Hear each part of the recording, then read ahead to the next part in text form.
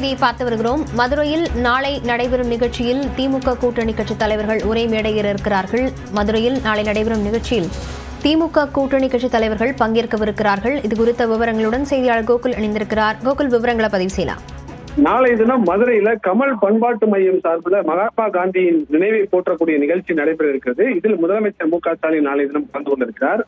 தொடர்ந்து மதுரையில் உள்ள காந்தி அருங்காட்சியகத்தில் நடைபெறக்கூடிய இந்த நிகழ்ச்சியில திமுகவுடைய கூட்டணி கட்சி தலைவர் ஒரே மேடையில் ஏற இருக்கிறார்கள். காங்கிரஸ் கட்சியுடைய மாநில தலைவர் செல்வ பெருந்தகை, மதிமுக பொதுச்செயலர் வைகோ, விடுதலை சிறுத்தைகள் கட்சி தலைவர் திருமாவளவன், மார்க்சிஸ்ட் கம்யூனிஸ்ட் கட்சியுடைய மாநில செயலர் சண்முகம், இந்திய கம்யூனிஸ்ட் கட்சியுடைய மாநில செயலர் வீரபாண்டியன், இந்திய யூனியன் முஸ்லீம் லீக்குடைய தலைவர் பொங்கி சோரன், வேல்முருகன் உள்ளிட்ட தலைவர்களும் நாளைய தினம் ஒரே மேடையில் பங்கேற்கிறார்கள்.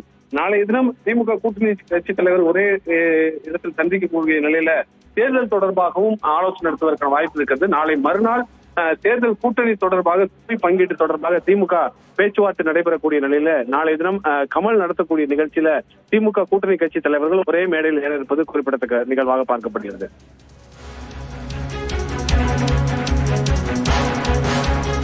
விவரங்களுக்கு நன்றி கோகுல்.